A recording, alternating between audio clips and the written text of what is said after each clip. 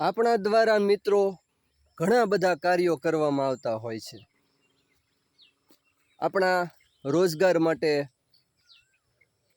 આપણા જીવનને બહેતર બનાવવા માટે, આપણા જીવનને ઉન્નત બનાવવા માટે આજે આપણે કંઈ પણ કાર્ય કરતા હોઈએ, એ માટેની જે કાંઈ પ્રવૃત્તિ કરતા હોઈએ આપણે, એ જે કોઈ પણ પ્રકારનું કર્મ લઈ લો, એ આપણું કર્મ તમને ખબર છે એક અમિટ છાપ છોડીને જાય છે.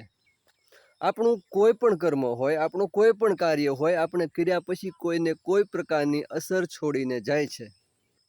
અને એ અમુક સમય પછી આપણને ખબર પડે છે કે આપણે એ કાર્ય કર્યું હતું એનું આ પરિણામ છે. એટલે આપણે જે કાર્ય કરીએ એ આપણા માટે સારું હોવું જોઈએ, એ આપણે વિચારીને પગલું ભરવું જોઈએ. આપણા દરેક કર્મની વહેલી મોડી અસર થતી હોય છે, એ આપણે યાદ રાખવું જોઈએ.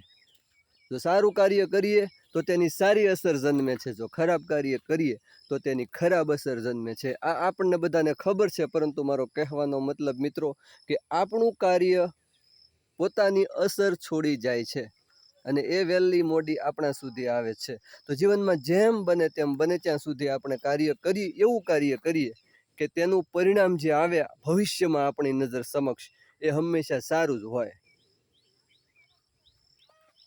આપણને ગમે એવું જ આવે, એટલે આપણને દુઃખ પણ ના થાય.